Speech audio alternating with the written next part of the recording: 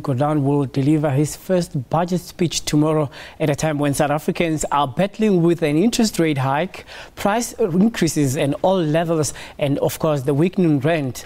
In his medium-term budget policy statement last October, Mr. Gordhan predicted that the economy would grow 3% this year and accelerate to 3.2% next year. These estimates are likely to be cut to 2.5% and 3% respectively, putting them more in line with market consensus. The slowdown in economic growth reflects global conditions and domestic factors, including labor disputes and maintenance stoppages in major industries, binding constraints in electricity production and other areas, as well as declining business confidence. Well, to talk about some of the expectations, we are joined by Makwe Masilela Stock Broker with BP Bernstein. Good afternoon to you and welcome. Afternoon. Well, we've been talking about the minister going to touch on several issues that we have mentioned. How is his speech going to actually going to sustain the economy, given that the times have been very tough at the moment? You know, we already know that consumers, as we're speaking now, they're burdened by the likes of high interest rates, high inflation, high electricity prices.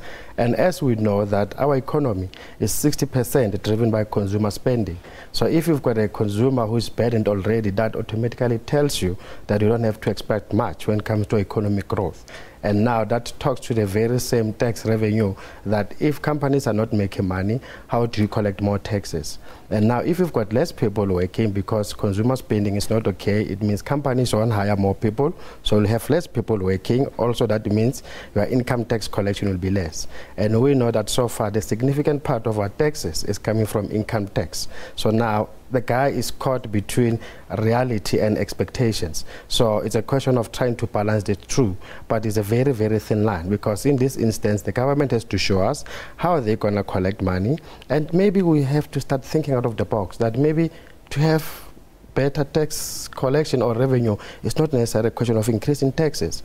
Just maybe look at what the wasteful expenditure that the Auditor General spoke about, over 30 billion thereof. I mean, maybe that kind of money, that's the kind of money that can be used, you know, to spend on other things.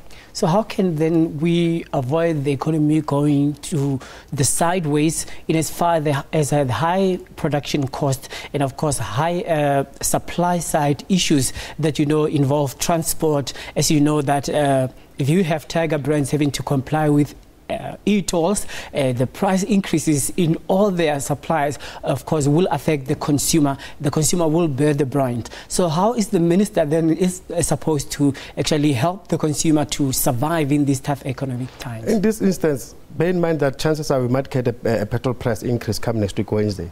But I think it boils down to the basics. Question of increasing productivity. How do you do that? We must stop saying after getting matric results that our students are not ready to go and work. Yes, they don't have to be ready. They have to be ready to go to varsity so that they come back as better people, and we can increase productivity. And people have to start improving on efficiencies. That's the only one. You know, these other ones are just shortcut measures, but like you said, they are not sustainable. Personal income tax, corporate tax, capital gains tax, these are the issues that actually have been a very thorn in, you know, the backside of the consumer. So that how is actually the economy supposed to support the consumer? Because if you go to even the stores, even the prices that we pay for as consumers sometimes are unaffordable. So consumers have to tighten their belts. So how far then should we tighten our belts? Are we going to be able to breathe?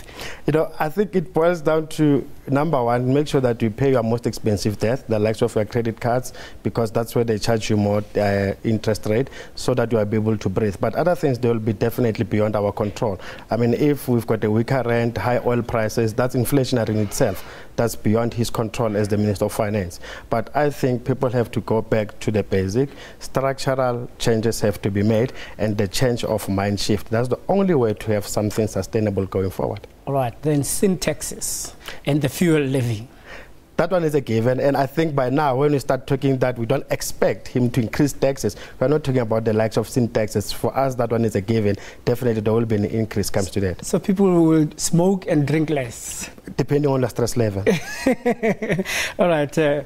We are actually talking there to our analyst there, who is Makwe Masilela Stock Broker with BP Bernstein. And of course, we'll be focusing on the budget speech tomorrow. And of course, thank you very much for talking to us. Pleasure. Well, still focusing on tomorrow's budget